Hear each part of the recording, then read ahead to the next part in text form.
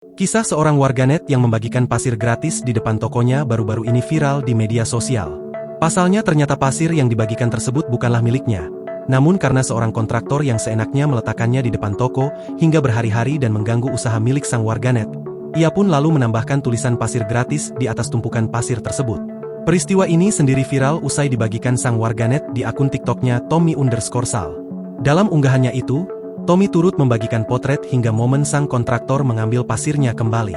Kalian kontraktor kalau kerja di area umum gini, jangan ngasal drop material, cari tempat yang sekiranya tidak mengganggu, dan usahakan kalau drop material itu langsung dikerjakan. Jangan tumpuk aja berhari-hari, tulis Tommy di kolom keterangan unggahan.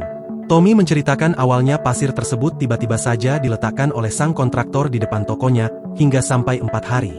Alhasil, tumpukan pasir tersebut mengganggu usahanya sebab membuat pelanggan jadi tidak bisa memarkirkan kendaraannya. Terlebih tumpukan pasir itu juga memakan badan jalan.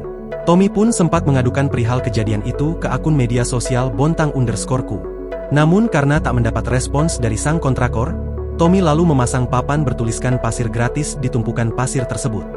Sontak aksinya itu langsung menuai perhatian warga sekitar. Bahkan beberapa warga langsung berdatangan mengambil pasir tersebut. Menariknya, setelah pasir mulai habis, sang kontraktor justru baru datang dan ikut mengambil pasir miliknya itu. Tampak dalam potret yang dibagikan Tommy, area yang menjadi lokasi tumpukan pasir itu pun juga telah bersih. Kisah Tommy ini pun sontak juga langsung mencuri perhatian warganet lain. Tak sedikit yang menyebut aksi yang dilakukan Tommy adalah ide yang bagus.